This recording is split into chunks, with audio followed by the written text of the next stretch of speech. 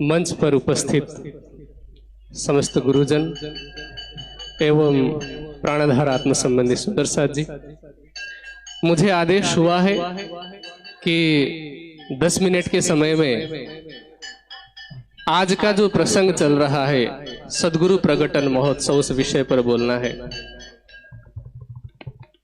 आज का दिन वैसे तो केवल श्री देवचंद्र जी के अंदर श्यामा जी के प्रकटन का नहीं है, अपितु समस्त ब्रह्मात्माओं का अवतरण भी आज ही के दिन हुआ।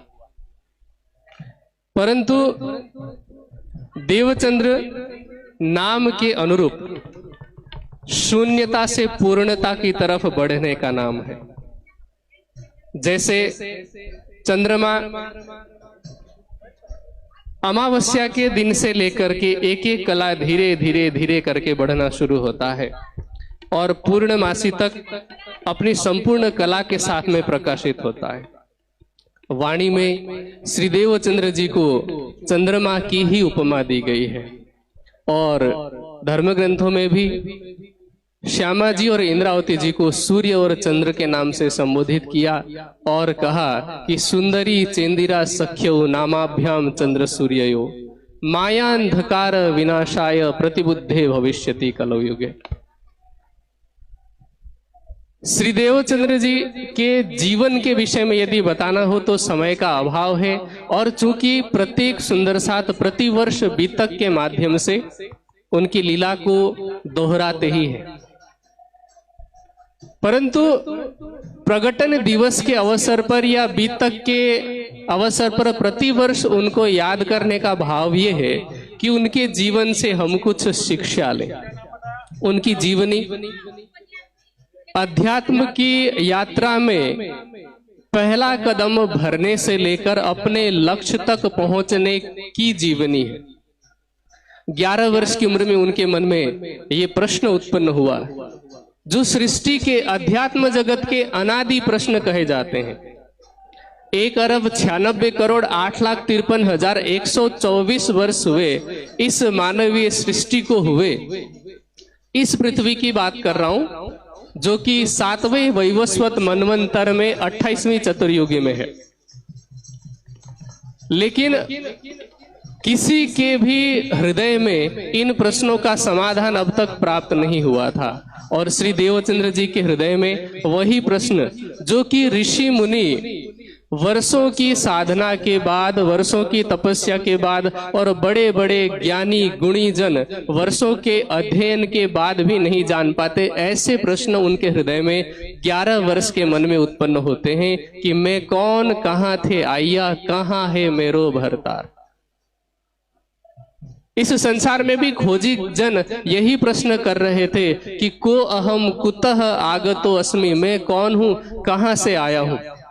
समाधान किसी को भी नहीं मिला और वह समय जब अज्ञानता का अंधकार ही छाया हुआ था हर दृष्टि से, चाहे वो सांप्रदायिक कट्टरता की आंधी हो, चाहे वो छूत छात का बोलबाला हो, चाहे पौराणिक कर्मकांड हो या बाह्य आडंबर हो, श्री देवचंद्र जी उस अज्ञानता के अंधकार को धीरे धीरे चीरते गए और अपनी पूर्णता की तरफ पहुंचे। 11 वर्ष की उम्र में प्रश्न उत्पन्न हुआ, 16 वर्ष की उम्र में घर छोड़ करके निकले। 16 वर्ष की अवस्था के कितनी अवस्था होती है, आप में से कोई 16 वर्ष का है तो आप उसकी तरफ देख सकते हैं। आज दोपहर को भी मैंने ज्ञान केंद्र की सभा में सभी सुंदर साथ को एक बात कही थी कि आज बच्चे 16 वर्ष की अवस्था में यदि रात को कह दिया जाए 120 मीटर तय नहीं कर सकते, उन्होंने रात को 120 किलोमीटर की यात्रा तय की उस प्रियतम परब्रह्म की खोज में। और केवल यात्रा महत्वपूर्ण नहीं है, जिन परिस्थितियों में यात्रा की वो कैसा था। उनके अंदर अदम्य साहस है, अदम्य पुरुषार्थ है और उस परब्रह्म को पाने के प्रति अदम्य ललक है, जिज्ञासा है। जिस वेदांत दर्शन की शुरुआत ही पहले सूत्र से होती है कि अथा तो ब्रह्म जिज्ञासा, उस जिज्ञासा की तरफ वो बढ़ते हैं, उसके समाधान की तरफ वो बढ़ते हैं। और पहुंच जाते हैं कच्छ देश में। वहां जाकर के कैसे कैसे खोज की, उनकी खोजमयी यात्रा, कष्ट साध्य यात्रा सभी जानते हैं, लेकिन केवल ज्ञान दृष्टि से जानते हैं। आज उन्होंने उस माझी की तरह पहाड़ को छेनी और हथौड़े से तोड़ तोड़ करके हमारे लिए रास्ता बनाया है। कौन सा रास्ता? जो निजानंद संप्रदाय की पद्धति के रूप में प्रसिद्ध है। उन्होंने हमें पतिव्रता साधन का रास्ता दिया, उन्होंने हमें वो पद्धति दी जिस पद्धति का अनुसरण करके हम क्या पा सकते हैं। हम पद्धति में कहते हैं, श्री देवचंद्र जी निजानंद जिन प्रगट करी संप्रदाय, तीन थे हम यह लखी है, द्वार पावे अब तेह। उन्होंने हमें ब्रह्मवाणी का बीजारोपण करके दिया, जो इंद्रावती जी के द्वारा वृक्ष के रूप में बड़ा हुआ और जिसका जो फल है वह आत्म जागृति है। उन्होंने हमें पतिव्रता साधन रूपी भक्ति दी। ऐसा नहीं है कि उनके रास्ते में छलावे नहीं थे, ऐसा नहीं है कि उनके रास्ते में रुकावटें बाधाएं नहीं थी। कभी वो कनफटे साधुओं के पास जाते हैं, कभी वो सन्यासियों के पास जाते हैं जो दत्तात्रेय जी की कथा किया करते हैं, कभी वो कापालिकों के पास जाते हैं, कभी वो मस्जिद में जाकर के खोज करते हैं, कभी वो हरिदास जी के पास जाते हैं और अंत में कांजी भट्ट के पास पहुंचते हैं। और जहां जहां से गुजरे, हर स्थान से गुजरने के बावजूद भी वो उन सब से अलग रहे। उनके मन में केवल यही प्यास थी कि मुझे परब्रह्म को पाना है। और जिसके हृदय में प्यास होती है वो किसी एक कुएं से या वो किसी एक घाट से बंध कर नहीं रहता है। जहां कहीं भी स्वच्छ जल दिखे, जहां कहीं भी पीने योग्य जल दिखे, वो वहां पर पहुंच जाता है। तो उन्होंने हमें पतिव्रता साधन दिया। आज मैं एक विडंबना ही कहता हूं कि सदगुरु धनिश्री देवचंद्र जी ने हमें पतिव्रता साधन दिया, लेकिन हम कहीं न कहीं सामाजिक दबाव में आकर के, आस पड़ोस के लोगों के सांप्रदायिक दबाव में आकर के उसी पतिव्रता साधन से भी, जो कि हमारी भक्ति है, उससे भी खिलवाड़ करते हैं। हम एक प्रियतम परब्रह्म को छोड़ करके आज इस मंदिर में जाते हैं, कल उस मंदिर में जाते हैं, सोचते हैं कि आज इनको खुश कर ले, कल उनको खुश कर ले, राज्य तो हमारे अपने ही हैं। ये कौन सी भक्ति है? हम कई बार सनातनी कहलाना चाहते हैं अपने आप को, लेकिन हमें पता ही नहीं कि वास्तविक सनातन किसे कहते हैं। जो वेद की आज्ञा का पालन करे वास्तव में वो सनातनी है। जो ब्रह्मवाणी की आज्ञा का पालन करे वास्तव में वही सुंदर साथ है। और वेद का जो व्याख्यान ग्रंथ है सतपथ ब्राह्मण, उसका कथन है, यो अन्य देवताम उपासते स न वेद यथा पशु भी रेव देवानाम।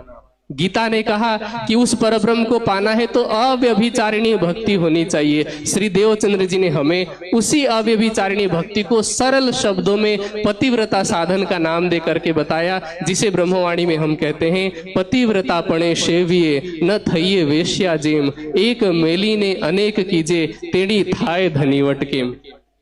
श्री देवचंद्र जी जिस तरह से शून्य से निकलकर पूर्णता की तरफ बढ़े, आज हम भी कहीं न कहीं ज्ञान से तो परिपूर्ण है, लेकिन यदि आध्यात्मिक अवस्था हमारी देखें तो हम भी शून्यता में ही हैं।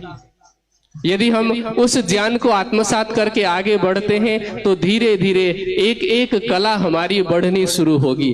अब आवश्यकता है कि यूं तैयारी कीजियो, आगू करनी है दौड़, सब अंग इश्क लेके निकसो ब्रह्मांड फोड़। श्री देवचंद्र जी की जो जीवनी है उसमें कहीं भय नहीं दिखता, कहीं दबाव नहीं दिखता, वरना दबाव देने वालों की कमी थोड़ी थी। उनके स्वयं के घर वाले भी नहीं चाहते थे कि वो आध्यात्मिक बने। आज यहाँ तो आप जिनको ढंग से जानते ही नहीं, बस केवल यही सोचते हैं कि चार लोग क्या कहेंगे, जिन चार लोगों का आपको नाम भी पता नहीं है। श्री देवचंद्र जी ने कभी ये नहीं सोचा कि दुनिया क्या कहेगी। उनके माता पिता ने उन्हें आध्यात्मिकता से विमुख करने का प्रयास किया, जबरदस्ती गृहस्थी में डालने का प्रयास किया, पर उन्होंने कभी भी साहस नहीं छोड़ा। यदि हमें आध्यात्मिकता की ओर आगे बढ़ना है, आत्म जागृति की तरफ आगे बढ़ना है, तो केवल ब्रह्मवाणी की सुने, केवल श्री जी की सुने, केवल श्री देवचंद्र जी ने जो रास्ता दिखाया है हम उसी की सुने। बाकी अन्य सभी के लिए एक चौपाई याद रखें, श्री देवचंद्र जी ने भी यही किया कि इत चल तू हस्ती होए के, पहन पाखर गज घंट बजाए। उन्होंने जो कसनी की वो किसके लिए की कि कई कसौटी करी दुल्हिन, सो भी कारण वास्ते सयन। और आज देवचंद्र जी जिनके अंदर श्यामा जी की आत्मा महामती जी के हृदय में पन्ना जी में ही विराजमान है, जब देखती होगी कि जिन ब्रह्मात्माओं की जागने के लिए मैंने इतनी कसनी की, इतनी कसौटी की, आज मेरे बताए गए रास्ते पर तो नहीं चल रहे हैं, मेरे बताए पतिव्रता साधन पर नहीं चल रहे, अनन्य प्रेम लक्षणा भक्ति को छोड़ करके दुनिया के कर्मकांड और बाह्य आडंबर में ही उलझी है, तो फिर श्यामा जी के हृदय में क्या भाव आता होगा। इसीलिए हम सभी सब कुछ छोड़कर केवल ब्रह्मवाणी को पकड़े, केवल श्री जी के आदेश को, केवल श्यामा जी के आदेश को ही पकड़े और शून्यता से पूर्णता की तरफ बढ़े। श्री देवचंद्र जी के प्रकटन महोत्सव और सभी ब्रह्मात्माओं के अवतरण दिवस के अवसर पर मैं शुभकामना देते हुए, चूंकि मेरा समय पूरा होता है, मैं अपनी वाणी को यहीं विराम देता हूँ। सभी को प्रणाम जी। बोलो श्री प्राणनाथ प्यारे की